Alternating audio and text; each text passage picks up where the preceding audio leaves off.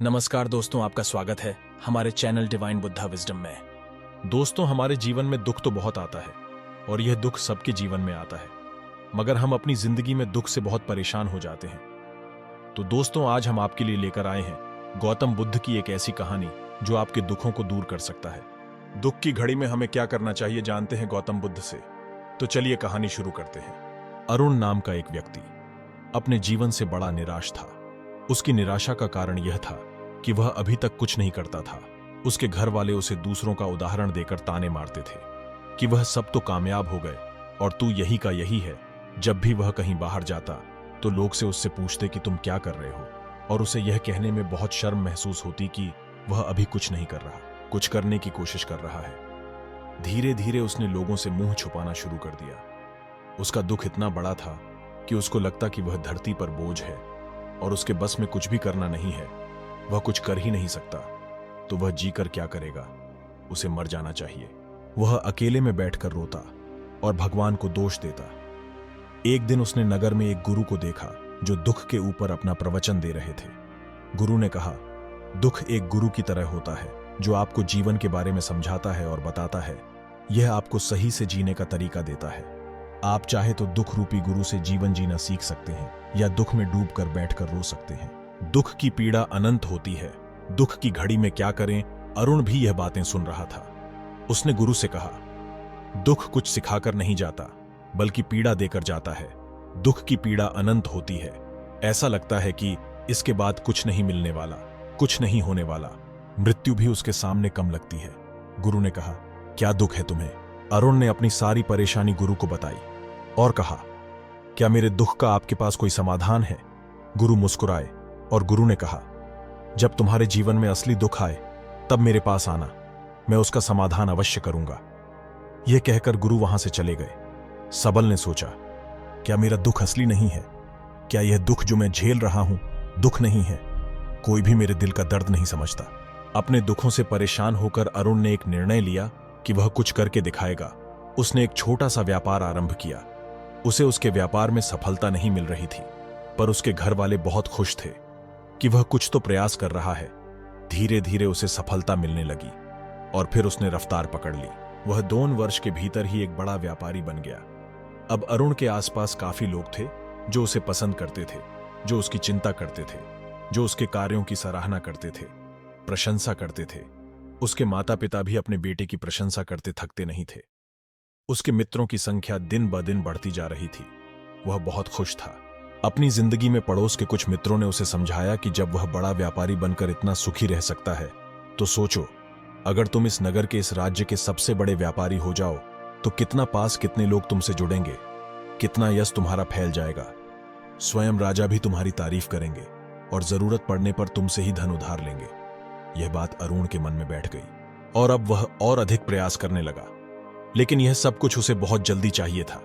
ज्यादा समय इसमें वह बर्बाद नहीं करना चाहता था, इसलिए उसने ऐसे कार्य किए जो उचित नहीं थे। उसने बहुत बड़ी मात्रा में धन उधार लिया। उसके मित्र उसे जैसा समझाते गए वह वैसा करता गया। दूसरे व्यापारियों के खिलाफ षड्यंत्र भी रचे।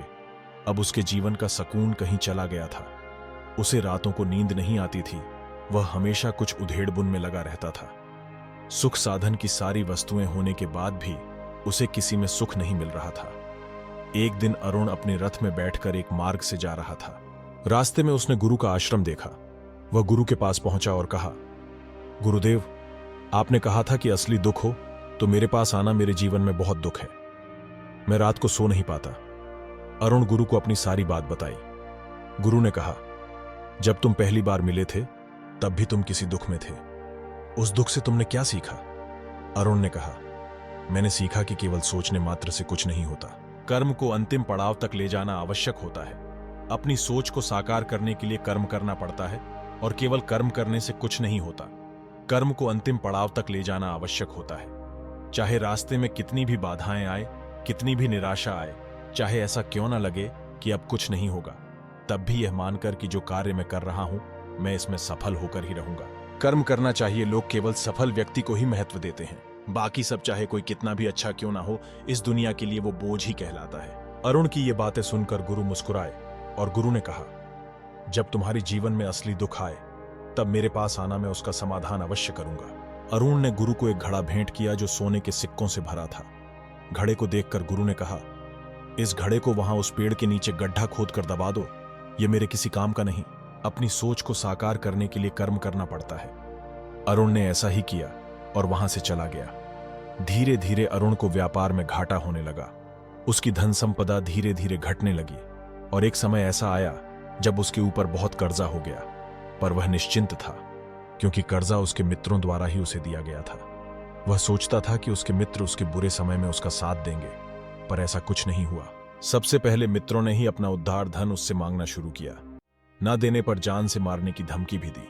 उसके शुभचिंतक, उसके चाहने वाले सब उससे दूर हो गए। उसके पिता उसे उसकी गलतियों को गिनवाने लगे। उसकी सारी संपत्ति नीलाम हो गई। उसके पास कुछ नहीं बचा। उसने अपने पिता से सहायता मांगी। पिता ने कहा, मेरे पास ये थोड़ी सी ही संपत्ति है। अगर मैं तुम्हें यह दे दूं तो मैं तुम्हारी मां को कहां रखूंगा? हमारा आखिरी सहारा यही संपत्ति है। उसके जीवन में बहुत गहरा दुख था। उसके आसपास कोई भी ऐसा नहीं था जो उसे संभाल सके। लोगों से मिले इस धोखे की वजह से वह टूट गया था। लगता था कि जीने का कोई मतलब नहीं है, मृत्यु ही एकमात्र सहारा है।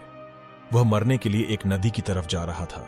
तभी रास्ते में उसे याद आया कि गुरु ने कहा था कि जब उसके जीवन में असली दुख आए तो वह उनके पास आए और वह उसके दुख का समाधान करेंगे। अरुण गुरु के पास गया और उसने गुरु को सारी बात बताई और कहा कि मेरे दुख का समाधान कीजिए गुरुदेव। गुरु ने कहा, जब तुम्हारे जीवन में असली दुख आए तब मेरे पास आना, मैं उसका समाधान अवश्य करूंगा। अरुण ने कहा, असली दुख क्या होता है गुरुदेव? क्या अब जो मेरे जीवन में घट रहा है वह दुख नहीं है? गुरु ने पेड़ के नीचे गड्ढा खोदकर घड़ा निकाला। गुरु ने कहा, पहले यह बताओ कि तुमने अपने इस दुख से क्या सीखा है? अरुण ने कहा, जो लोग तुम्हारी तरक्की के साथ, तुम्हारी सफलता के साथ तुम्हारे साथ साथ आए हैं, वह तुम्हें धोखा देंगे, क्योंकि तुम्हारे बुरे समय में वह तुम्हारे साथ नहीं रहेंगे बल्कि तुम्हारा फायदा उठाएंगे। भरोसा केवल उन्हीं लोगों पर करना चाहिए जो तुम्हारे बुरे समय में, असफलता के समय में तुम्हारे साथ खड़े रहे हो। और ऐसे लोग बहुत कम ही देखने को मिलते हैं। जिन्हें मिलते हैं उन्हें हमेशा उनकी कद्र करनी चाहिए। कभी किसी के खिलाफ षड्यंत्र नहीं करना चाहिए। ईमानदारी और धैर्य के साथ काम करना चाहिए। लालच नहीं करना चाहिए। गुरु ने पेड़ के नीचे गड्ढा खोदकर घड़ा निकाला जिसमें सोने के सिक्के भरे थे और वह घड़ा अरुण को दे दिया और कहा, जब असली दुख हो तभी आना। अरुण ने गुरु को प्रणाम किया, धन्यवाद दिया और वह घड़ा लेकर चला गया। उस धन से उसने दोबारा व्यापार शुरू किया और अब वह छोटा सा व्यापारी बनकर भी खुश था और ईमानदारी से काम करते करते वह एक बड़ा व्यापारी भी बन गया। हालांकि इसमें उसे अब कुछ समय लगा, लेकिन अब वह खुश था। उसका जीवन खुशियों से भरा था। लेकिन आप कितने ही अच्छे हैं, कितना ही अच्छा काम करते हो, दान करते हो, पुण्य करते हो, लोगों की मदद करते हो, जीवन में दुख सबके आता है। तो अरुण के जीवन में भी दुख आया। अरुण अपने माता पिता से बहुत प्रेम करता था। उसके माता पिता की मृत्यु हो गई। वह दोनों एक ही दिन मृत्यु को प्राप्त हो गए। अरुण अपने माता पिता से बहुत प्रेम करता था, इसलिए उसे बहुत गहरा आघात लगा। वह उन्हीं शमशान ले गया। वहां पर उनकी अंतिम क्रिया की गई। अरुण ने उन्हें चिता में जलते हुए देखा। उसका मन बेचैन हो गया। उसके मन में हजारों सवाल खड़े हो गए। वह घर वापस आया तो उसने अपने माता पिता की संपत्ति को, जिसके लिए वह हमेशा लड़ते रहते थे, आज वह लावारिस पड़ी थी। उसकी देखरेख करने वाले, उसके लिए लड़ने वाले चले गए थे। उसके पिता ने जो भी इकट्ठा किया था सब यही रखा था। एक दिन पहले तक भी वह अपनी संपत्ति के लिए किसी से भी लड़ने के लिए तैयार थे, पर आज नहीं। उसका मन बहुत बेचैन हो रहा था। लग रहा था जैसे कुछ खाली है, कुछ अकेलापन है, कुछ डर है, कुछ है जो समझ नहीं आ रहा। इसलिए वह गुरु के पास पहुंचा। गुरु ने अरुण को देखते ही कहा, क्या कोई दुख है? अरुण ने कहा, जीवन में वैसे तो कोई दुख नहीं है गुरुदेव, सब ठीक है, सब सुख है, पर आज मेरे माता पिता की मृत्यु हो गई और मेरा मन बहुत दुखी है। गुरु ने कहा, इसमें दुखी होने वाली क्या बात है? एक दिन सबके प्रियजनों को मर जाना है। जीवित तो यहां कोई ना रहा और ना कोई रहेगा। तुम भी एक दिन मर जाओगे। अरुण ने कहा, गुरुदेव आप यह क्या कह रहे हैं? मैं भी मर जाऊंगा, पर अभी तो मैं जवान हूं। गुरु ने कहा, इस प्यारे से भ्रम में तो सब जीते हैं कि मृत्यु बूढ़ों को आती है, जबकि उनके सामने ही जवान मर जाते हैं, बच्चे मर जाते हैं। मृत्यु का किसी की उम्र से कोई लेना देना नहीं है। गुरु के मुख से यह बातें सुनकर अरुण वहां से चुपचाप चला गया, पर उसका मन जैसे बेचैन हो गया था। वह कुछ खालीपन सा महसूस कर रहा था। दिन रात वह अपने बारे में ही सोचता रहता कि वह क्या कर रहा है। वह क्या है, क्यों है, कैसे हैं, हम क्या हैं, हम करने क्या आए हैं, क्या बस चीजों का उपभोग करना है और मर जाना है। उसे कोई जवाब नहीं मिल रहा था और उसका दुख बढ़ता ही जा रहा था। कुछ दिन बाद वह वापस गुरु के पास पहुंचा और गुरु को सारी बात बताई। गुरु मुस्कुराए और गुरु ने कहा, आज पहली बार तुम्हारी जीवन में असली दुख उत्पन्न हुआ है। वास्तव में यही है जो दुख कहलाने लायक है, कि हमें नहीं पता कि हम क्या कर रहे हैं, क्यों हैं, कैसे हैं, कौन हैं और हमें क्या करना है। अरुण ने कहा, गुरुदेव मेरे दुख का समाधान कीजिए। गुरु ने कहा, हम सब अपनी जीवन भर क्या इकट्ठा करते रहते हैं। अरुण ने कहा, गुरुदेव सभी लोग धन संपत्ति, मान सम्मान, प्रेम परिवार, मित्र शत्रु, पद प्रतिष्ठा इकट्ठा करते रहते हैं। गुरु ने कहा, क्या इनमें से कुछ भी इकट्ठा करके हम अपने साथ ले जा सकते हैं। अरुण ने कहा, नहीं गुरुदेव, इनमें से कुछ भी साथ नहीं जाता। हम टुकड़ों में जीवन जी रहे हैं, हमारी चेतना कभी एक नहीं हो पाती। मेरे माता पिता के साथ भी कुछ नहीं गया, सब तो यहीं छूट गया। गुरु ने कहा, ध्यान से समझना, इस दुनिया में जिसे हमें इकट्ठा करना है उसे हम कभी इकट्ठा करते ही नहीं। सभी चीजों को देखते हैं लेकिन उसे देखते ही नहीं जिसे हमें इकट्ठा करना है। वह है हम खुद। हम इस दुनिया में अपने आप को इकट्ठा करना है ताकि जब हमारी मृत्यु हो तब हम एक हो सके और अपने आप को पहचान सके। हम हजारों लाखों छांव में, वासनाओं में हम बटे पड़े हैं। हम टुकड़ों में जीवन जी रहे हैं, हमारी चेतना कभी एक नहीं हो पाती। हमारी ऊर्जा शक्ति बिखर गई है, इसलिए हमारे पास इतना भी समय नहीं है या इतनी भी शक्ति नहीं है कि हम मुड़कर अपनी ओर देख सकें। वास्तव में लोग जिंदगी भर जिन्हें दुख दुख कहकर चिल्लाते रहते हैं और उनका समाधान खोजते रहते हैं, उन्हें उनका समाधान कभी मिलेगा ही नहीं, क्योंकि जिन्हें वह दुख कहते हैं वह दुख है ही नहीं।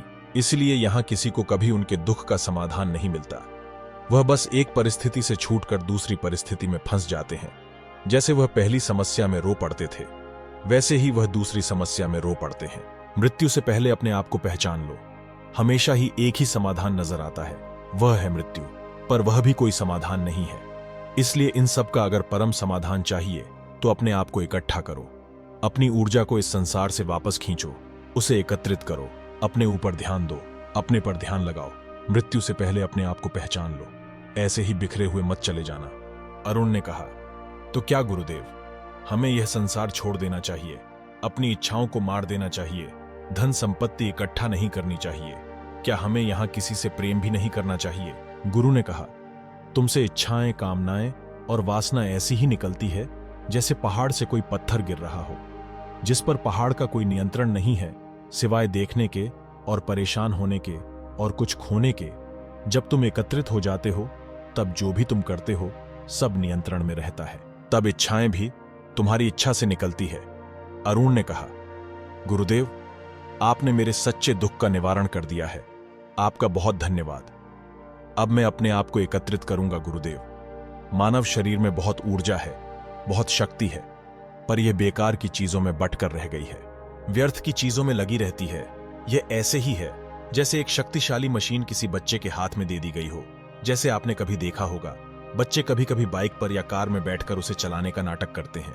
सही शक्ति का इस्तेमाल तो हम कभी कर ही नहीं पाते, क्योंकि उन्हें इतना ही पता है। ऐसे ही हम शरीर को चला रहे हैं, इसकी सही शक्ति का इस्तेमाल तो हम कभी कर ही नहीं पाते। खुद को एकत्रित करने का मतलब यह नहीं होता कि हम संसार छोड़ दें, सन्यासी हो जाएं या झोला उठाकर कहीं चले जाएं, या अपने लिए या अपने बच्चों के लिए धन संपत्ति ना इकट्ठा करें।